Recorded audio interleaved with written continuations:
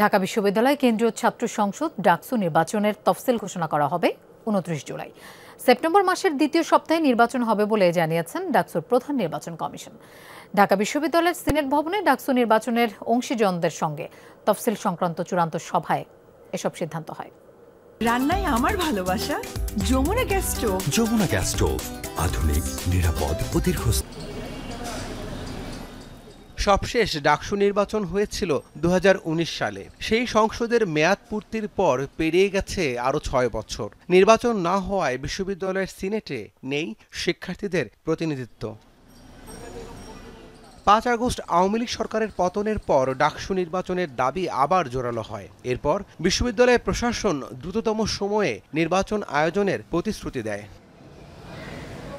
রোববার ঢাকা বিশ্ববিদ্যালয়ের সিনেট ভবনে ডাকসু নির্বাচনের অংশীজনদের সঙ্গে তফসিল সংক্রান্ত সভায় আগামী ২৯ জুলাই তফসিল ঘোষণার সিদ্ধান্ত হয়। সেপ্টেম্বরের দ্বিতীয় সপ্তাহেই নির্বাচন হবে বলে সাংবাদিকদের জানান ডাকসু নির্বাচনের চিফ রিটার্নিং কর্মকর্তা। অনেকটা বন্ধের দিন অথবা মঙ্গলবার অথবা সুইটেবল কোনো ডেট, যেদিন অন্তত ক্যাম্পাস এরিয়াতে কোনো ধরনের সভা সমাবেশ থাকবে না, সেদিনটাকে আমরা ভোটের তারিখ হিসেবে নির্ধারণ করব। তবে আমরা যে টাইমলাইন দিয়েছি এর বাইরে যাবে না। সভায় সিদ্ধান্ত হয় এই নির্বাচনে ভোট গ্রহণ হবে নিরপেক্ষ ৬ কেন্দ্রে, কোনো হলে ভোট কেন্দ্র থাকবে না। আমাদের হাতে এখনো সেই ভোটার তালিকাটা এসে পৌঁছায়নি। এই ভোটার তালিকাটা এসে না পৌঁছানোর কারণ হচ্ছে এই তালিকাটা প্রতিদিন আপডেট হচ্ছে, এক। দ্বিতীয় হচ্ছে আমাদের ২০২৪-২৫ সেশনের নতুন ছাত্রছাত্রীদের ভর্তি প্রক্রিয়ায় চলতেছে। আমরাও চাই তাদেরকে এই ভোটার তালিকা ইনক্লুড করতে।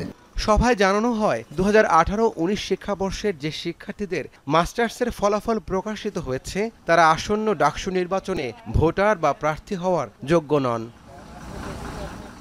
রাব্বি সিদ্দিকী, যমুনা নিউজ, ঢাকা।